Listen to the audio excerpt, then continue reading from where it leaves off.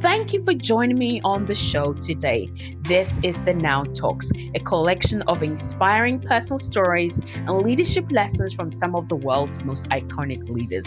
It is the weekly podcast for women in leadership, brought to you by Nations of Women. My name is Dr. Tina Allton, and I'm your host for today and the coming weeks.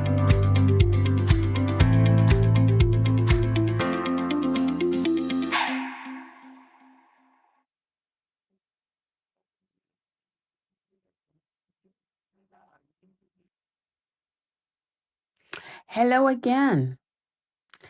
Hello again, and welcome to another wonderful week. I don't know where you're joining us from this week, but it's been quite an interesting week for me personally. I just really, had to take the time out for myself.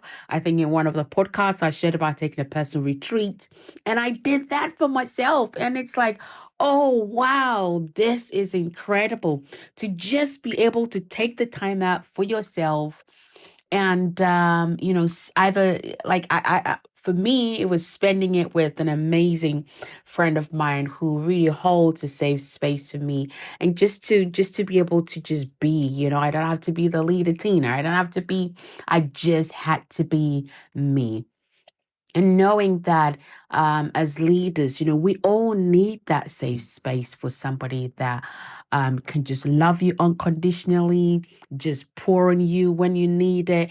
And it's such a joy to know that, even though there are many, many experiences that can ultimately make things difficult for you or for me or for any of us for that matter, but I'm really just realizing that it is possible to still take time out. Wow, that was just incredible. But anyway, today I want to share with us a story that I was reading. And it really talks about it was about farming, right? And how when the farmer sows, obviously he has the seed, he sows it, he puts it into the soil, and the seed does not have to hustle or stress or worry about how am I gonna grow, when am I gonna grow, am I gonna grow, what do you call it, a bag full of harvest, or a truck full, or the seed does not hustle, the seed does not worry, the seed doesn't have to be like, I've got to stay still. I've got to stay, the seed does none of that, right?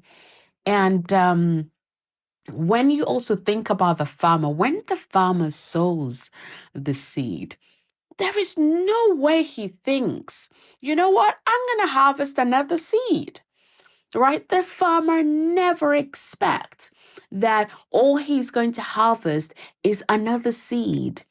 The farmer immediately that he sows knows that he is going to expect a harvest. He's going to expect a harvest. Why does the farmer ultimately immediately think, you know what, I'm expecting a harvest? Because he understands the importance of being planted in the right soil, right? Nurturing the soil, the ecosystem that it requires for the seed to thrive, to flourish, and ultimately, for growth and harvest to come, right? And it's the same when it comes to us as leaders and how successful we're going to be in our leadership or not, right? And for me, it was just a really powerful reminder that, our success, our impact, how we touch other people's life really doesn't come from the hustle or that I've got to really, work really, really hard. It really does require the right mindset, the right environment, the right support system, right? And so I want us to just spend a little bit of time and just explore. I mean, if you think of your leader as a farmer, how can you sow the seed and expect to harvest, right? And we know that it does require us investing our time and energy in the right things. Crucially, identifying, what am I passionate about? What are the people I'm called to serve? What are they passionate about? What are their interests? How can I align what they're passionate about, what they're interested, what they require, their goals, their vision, their ambitions? How do I align them to what I'm called to do, to how I'm called to serve them? How are you going to be able to do that? And also, it's important to mention that when we don't do this, it's most likely you're not going to enjoy what you're going to do. You're not going to be motivated, and it's going to be really, really tough, right? And so, once we planted the right seed, it's essential to nourish and nurture properly. We take care of it by providing the right resources. And these resources can be time, it can be effort, it can be education. All of these things ensure growth, right? Even as leaders, you have to grow. And so the willingness for you as a leader to learn, your willingness to allow those you're called to serve to make mistakes and not feel, afraid, and even for yourself, means that you can keep going, you can persevere, you can push through. That's how you develop grit, right? Even when things can get tough. And so, same as when we think about the seed, and I mentioned ecosystem at the beginning, right? Right, the right amount of sunlight, for example, the right amount of water, the nutrients, all of these things that the seed will require. If you think of you as the leader, you are the seed, and every time you're pouring into someone else's life, that is, I would say, and liking that to that becomes part of your harvest. And so how do I, create the harvest? How do I serve so well, right? Because I do believe that I serve so well.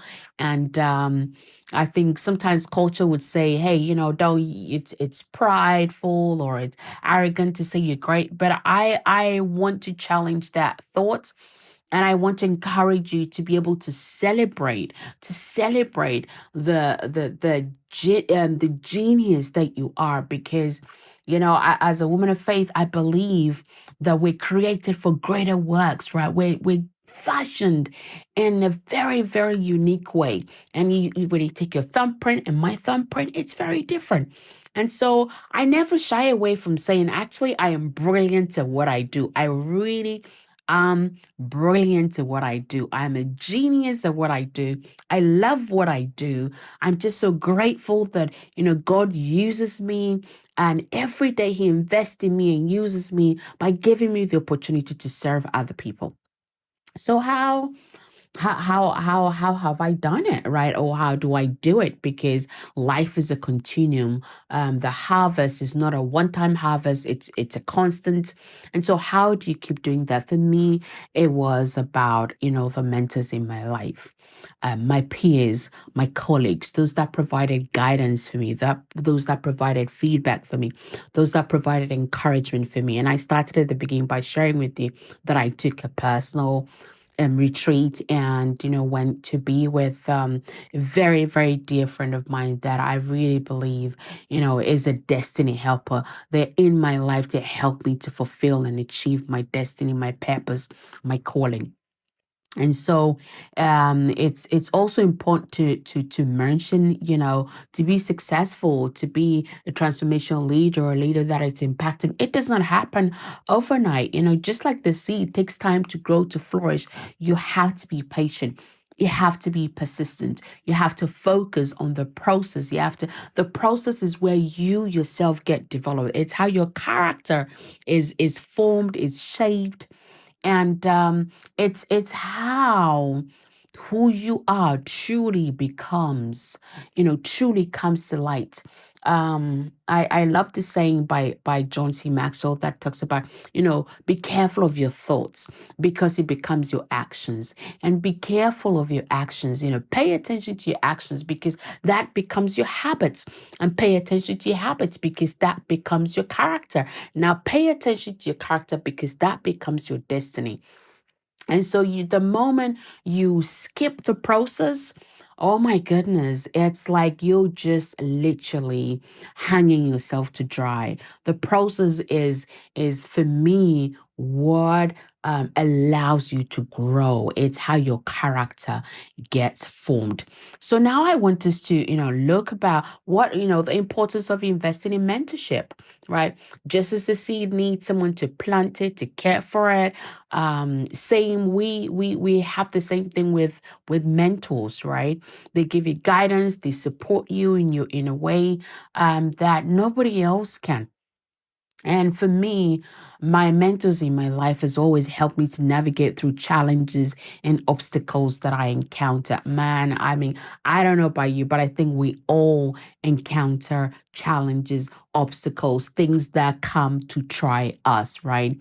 But we have to persevere. And oftentimes for me, it's been as simple as just reaching out to my mentor and saying, help, or that, God gives me a new idea. And it's like, okay, how do I break this down in a way that even my team can understand it, and that those that we're called to serve can be able to receive the seed, the harvest, the fruit of what is supposed to be provided to them, right? And so when you think about it, mentorship helps you to cut out a lot of the hard work, the hustle. It helps you to maintain the right mindset. It helps you to, what do you call it, really have a healthy perspective both on life and yourself in many ways. It also encourages you to take action and allows you that safe place to really consider, again, what you have to do, or perhaps, how best to navigate a specific, what do you call it, situation. And so I want to give you, like 5 practical ways that you can apply in your life that would hopefully, potentially make a difference to you as well. And that is number 1. If you don't have a mentor, you have to seek out a mentor because they guide you, they offer you valuable insights, advice, and look for somebody who has experienced your industry or area of interest who can really help you to navigate through the challenges or any, obstacles that you face, or maybe even when things are really, really high, when the stakes are high, when you're flying high, you still need that person that helps you to keep that focus and keep a grounded mindset, right? Number 2, I would say, is find a supportive community. Surround yourself with people who share your interests, your goals, and who are in alignment with your passion and can offer you support, encouragement, and networking opportunities. Now, I am often asked, like, why nations of women? And I would always reply by saying this, how often have you had an opportunity and you think, you know what, I don't know who I can feel comfortable to share this with. And the truth is, we've all had experiences. We've all been betrayed. We've all had people that try to cut our heels. And particularly as women, we're not very supportive of one another. And so my heart and my desire has always been to create a community where, you know what, I understand the power of who I am, and I am comfortable standing with you, walking with you, running with you, standing shoulder to shoulder with you, and I don't have to compete with you because you're not me and I'm not you, right? So we provide that. Nations of Women is that environment, that community that says, I see you for who you are. I see you beyond where you are now. I see the potential of who you are. And I'm willing to track with you. I'm willing to stand with you without competing, without being afraid, without, being any of those unpleasant experiences that you've had. I'm willing to be the woman that runs with you, tracks with you, and goes the next space, level, season with you hand in hand. So find a supportive community if you're not already part of one. Number 3, invest in your education. You want to you want to continue to grow, because if you're not growing, then, ultimately you're dying, right? And growth is basically an opportunity for you to stretch out of your comfort zone. And yesterday, I was on a call with a couple of new friends, and one of them was sharing about how, like, if you don't step out of your comfort zone, then you're going to fall back into, you have to step out into who you're called to be, the potential of what you carry. You have to take that bold step. Even if you're afraid, you have to be bold. You have to just, take that step, or fear will say to you, fall back into the safety of your comfort zone. And we know nothing great happens in your comfort zone, right?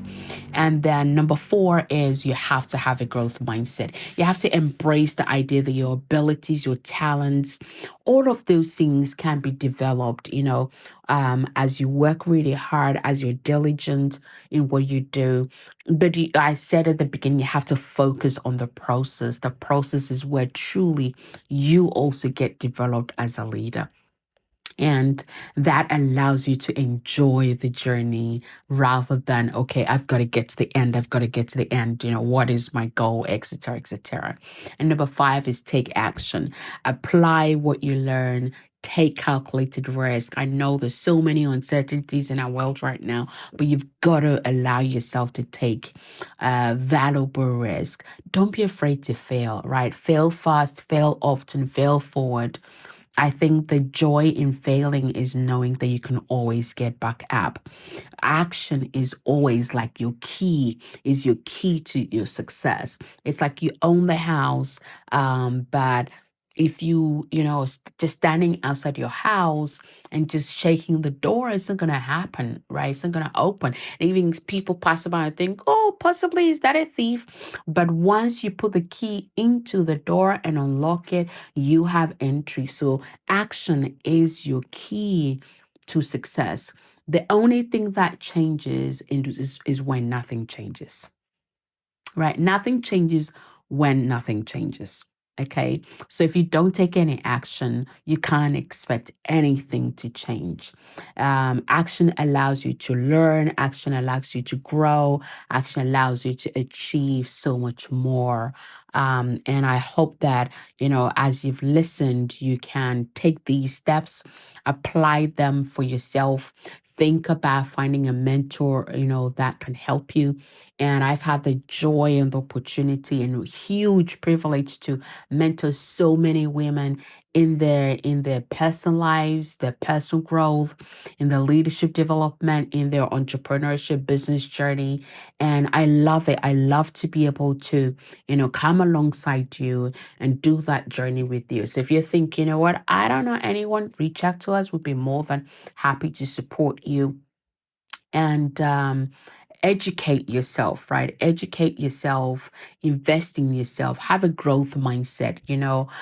There's the saying is that you're only transformed by the renewal of your mind. So if you don't renew your mind, if you don't renew your mind, your mindset, how you think, how you see yourself, how you see life, then you're not going to be transformed. And you must not forget that you have no business saying, I'm going to transform somebody else's life if you're not transforming your own life. It always starts with you, right? It always starts with you. And then finally is take action. Take action. You've heard what I've shared today. You have the seed in your hand. Are you going to plant it? Or are you just going to hold it? If you plant it, you'd have a harvest. If you don't plant it, you just still have a seed. And remember that that one tiny seed has the potential of a tree, has the potential of a harvest. And so the question now is, what are you going to do with your seed? Until I come your way next time, just write to us, let us know, what has been your takeout from today's, share. And what else would you add? What other questions? What other, challenges would you want me to address? And we would love to hear from you. And until next time, we look forward to hearing from you and how you have been getting along. Thank you so much, and God bless you.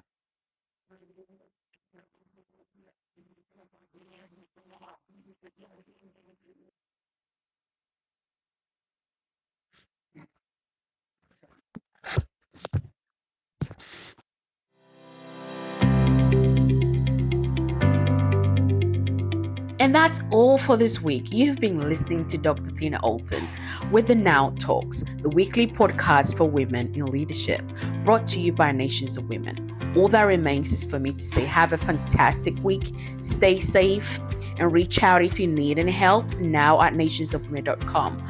Until next time, enjoy the pursuit of your potential, and remember, now is your time.